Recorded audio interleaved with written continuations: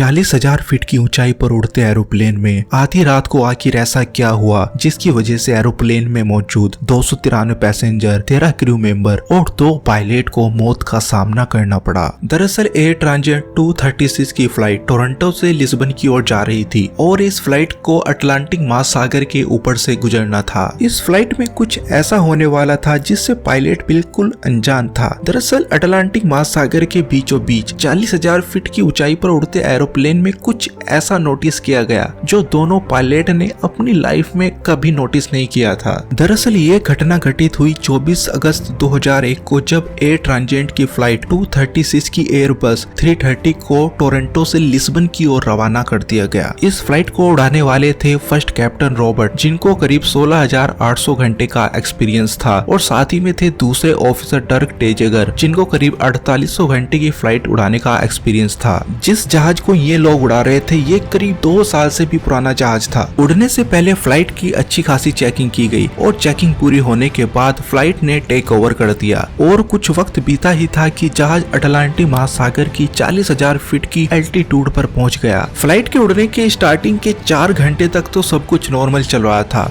और रात का समय था, पैसेंजर भी आराम से चांसेस हो रहे थे। टोरंटो से लिस्बन जा रही ये फ्लाइट कुछ ही पलों में अटलांटिक महासागर के जस्ट बीचों बीच आकर पहुंच गई और तभी जहाज में कुछ ऐसे एरर आए जो जहाज के पायलट ने अपनी लाइफ में कभी नहीं देखे थे। दरअसल रात के समय पायलट ने नोटिस किया कि एरोप्लेन के राइट वाले इंजन पर लो टेम्परेचर और हाई प्रेशर शो हो रहा है। इस तरह का एरर कोई नॉर्मल एरर नहीं था, इसलिए पायलट थोड़ा घबराया हुआ था। उसने सोचा क्यों ना मैनुअल गाइड में निकालकर इस एरर के बारे में कुछ इन्फॉर्मेशन निकाली जाए, लेकिन उसे कुछ भी इन्फॉर्मेशन नहीं मिली। पायलट ने एयर ट्रांजिट के मेंटेनेंस डिपार्टमेंट से कांटेक्ट किया और इस एरर के बारे में उन्हें बता दिया, और उनसे जब पूछा गया कि इस एरर का मेन रीजन क्या है तो मेंटेनेंस डिपार्टमेंट को भी कुछ भी इन्फॉर्मेशन नहीं मिली। जहाज के राइट इंजन की गलत रीडिंग आने की वजह से पायलट पहले से ही परेशान था, लेकिन कुछ समय बाद एक मुसीबत और आन पड़ी। इस बार पायलट ने नोटिस किया कि जहाज के मॉनिटर में बार बार एक इंडिकेशन आ रहा है जो फ्यूल के बारे में था। अक्सर जहाज के दोनों विंग में बराबर फ्यूल भरा जाता है, लेकिन मॉनिटर में ये इंडिकेशन आ रहा था कि जहाज के राइट वाले इंजन में फ्यूल की क्वांटिटी कम है। पायलट इस बात से परेशान था कि आखिर फ्यूल की क्वांटिटी कैसे कम हो सकती है। जहाज के क्रू मेंबर ने सोचा क्यों ना इस प्रॉब्लम को खुद ही सोल्व किया जाए। अक्सर फ्यूल इम्बैलेंस की कंडीशन में जहाज में एक क्रॉस फील्ड वाल्व होती है जिसके जरिए फ्यूल को बैलेंस कर दिया जाता है। पायलट ने फ्यूल को बैलेंस करने के लिए क्रॉस फीडर सेक्शन का प्रयोग किया और कुछ ही घंटों में दोनों विंग में फ्यूल की मात्रा बराबर हो गई। कुछ वक्त सही से गुजरा ही था कि मॉनिटर में फिर से लो फ्यूल की वार्निंग आने लगी। पायलट ने जब फ्यूल की मात्रा चेक की और लिस्बन तक की डिस्टेंस को चेक किया तो वो और ज्यादा परेशान हो गया। आखिर कैसे इतने कम फ्यूल में लिस्बन तक की दूरी को तय किया जाएगा। जहाज के राइट वाले विंग में फ्यूल की कमी होना, इससे ये तो पता चल रहा था कि शायद कहीं पाइप लीकेज हो चुका है। अब दोनों विंग की फ्यूल की क्वांटिटी को मिलाकर जब देखा गया तो टोरंटो से लिस्बन तक जाना नामुमकिन था। अटलांटिक महासागर में 4000 फीट की ऊंचाई पर उड़ता है जहाज और चारों तरफ पानी ही पानी। पायलट ने एयर ट्रैफिक कंट्रोल डिपार्टमेंट से कांटेक्ट किया और उनसे पूछा कि क्या हमारे आसपास कोई एयरपोर्ट है, एयरबस है जहां पर हम लैंडिंग करा सके, लेकिन कोई भी एक ऐसी उम्मीद नजर नहीं आ रही थी जहां पर इस फ्लाइट को लैंड किया जा सके। अब पायलट के पास सिर्फ एक ही ऑप्शन मौजूद था, वो था टोरंटो और लिस्बन के बीच मौजूद एजुरेस आइसलैंड। इस आइसलैंड पर एयरबस की खबर मिलते ही पायलट ने फटाफट Santa Maria air traffic control department से कांटेक्ट किया और उनसे बोला कि इंजन में लो फ्यूल होने की वजह से हम आपके एयरबेस पर इमरजेंसी लैंडिंग कराने जा रहे हैं। इंजन में फ्यूल इतनी तेजी से कम हो रहा था कि पायलट को खुद भरोसा नहीं था कि क्या हम एयरबेस तक भी पहुंच पाएंगे या नहीं, या फिर समुद्र में ही लैंडिंग करनी पड़ेगी। जहाज का इतना तेज फ्यूल खत्म होता देख पायलट बिल्कुल परेशान हो चुका था, वह कंफ्यूज था। तो उसने सोचा क्यों ना फ्यूल को पता लगाने के लिए क्रू मेंबर को फ्लाइट के विंग चेक करने के लिए बोला जाए ताकि मॉनिटर में फ्यूल लीकेज का कोई इंडिकेशन मिल सके। लेकिन रात के समय अंधेरा होने की वजह से क्रू मेंबर जहाज के इंजन को सही से चेक नहीं कर पाए। फ्यूल की इस प्रॉब्लम को लेकर पायलट और जहाज के ऑफिसर लगातार मेंटेनेंस डिपार्टमेंट के टच में थे। मेंटेनेंस डिपार्टमेंट ने फ्यूल के लीकेज को कंफर्म करने के लिए पायलट को 4000 फीट की ऊंचाई से 20,000 फीट की ऊंचाई पर लाने को कहा, लेकिन पायलट ने मेंटेनेंस डिपार्टमेंट की इस बात को नकार दिया क्योंकि उसको डर था अगर इतनी ऊंचाई से फ्लाइट को नीचे लाया जाएगा और बिना फ्यूल के उस ऊंचाई पर ले जाया जाएगा तो बहुत ही बड़ा मुश्किल काम होगा। इस बात को गुजरे हुए कुछ पल ही हुए थे कि जिस बात का डर था वही हुआ। इंजन नंबर 2 में फ्यूल पूरी तरह से खत्म हो चुका था और जहाज अब अपने हाई एल्टीट्यूड से नीचे नीचे की ओर आने लगा था। फ्यूल खत्म होने की सूचना एयर ट्रैफिक कंट्रोल डिपार्टमेंट को दे दी गई और इस घटना के 13 मिनट बाद एक मुसीबत और आन पड़ी। जहाज के दूसरे इंजन में भी अब फ्यूल खत्म हो चुका था और इंजन में आग लगने की वजह से काफी शोर हो रहा था, जिसकी वजह से पैसेंजर में अफरा तफरी मच गई। दोनों इंजन खराब होने की वजह से एरोप्लेन की मेन इलेक्ट्रिसिटी सप्लाई भी चली गई। आपको शायद पता ही होगा, जहाज की मेन इलेक्ट्रिसिटी सप्लाई जहाज के दोनों इंजन से ही चलती है। एयरपोर्ट पर जैसे ही यह सूचना पहुंची तो चारों तरफ इमरजेंसी लगा दी गई और पैसेंजर की सुरक्षा के लिए हर मुमकिन से मुमकिन कोशिश की गई। फ्लाइट अब हवा में बिना फ्यूल के उड़ रही थी और अभी भी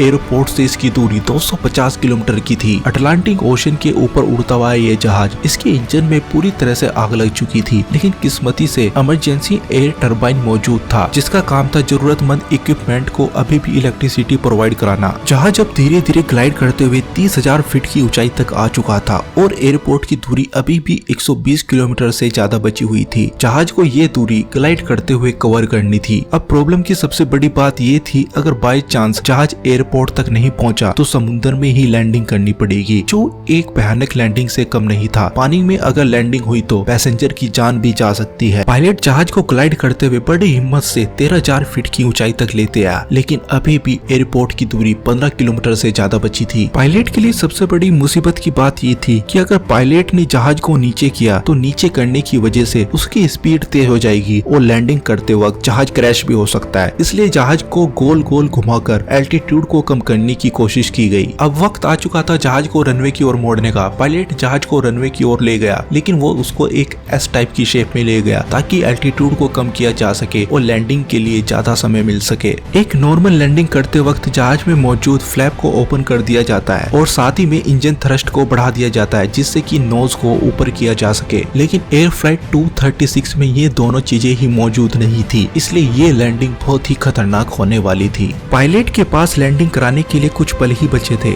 आखिरी पलों में जैसे ही पायलट ने जहाज को लैंड कराया, एक जोरदार झटका हुआ, जिसके साथ ही जहाज के 8 टायर फट गए और उनमें आग लगने की वजह से अफरा तफरी मच गई। लेकिन वहां मौजूद इमरजेंसी डिपार्टमेंट ने आग को अच्छे से कंट्रोल किया और धीरे धीरे ग्लाइड करते हुए आगे फ्लाइट लैंड हो गई। इस घटना में करीब 14 पैसेंजर और 2 क्रू मेंबर को मुश्किल से चोट आई और 2 पैसेंजर को सीरियस इंजरी भी आई थी। इस तरह फ्लाइट 236 दुनिया का पहला ऐसा प्लेन बना जिसने बिना इंजन के काफी समय तक ग्लाइड करते हुए लैंडिंग की। इसके बाद जब इस पर इन्वेस्टिगेशन हुई तो पता चला कि टेक ओवर करने से पहले रूटीन मेंटेनेंस डिपार्टमेंट ने फ्यूल पार्ट में एक पार्ट को बदला था, जिसकी वजह से इंजन में लीकेज आ चुकी थी।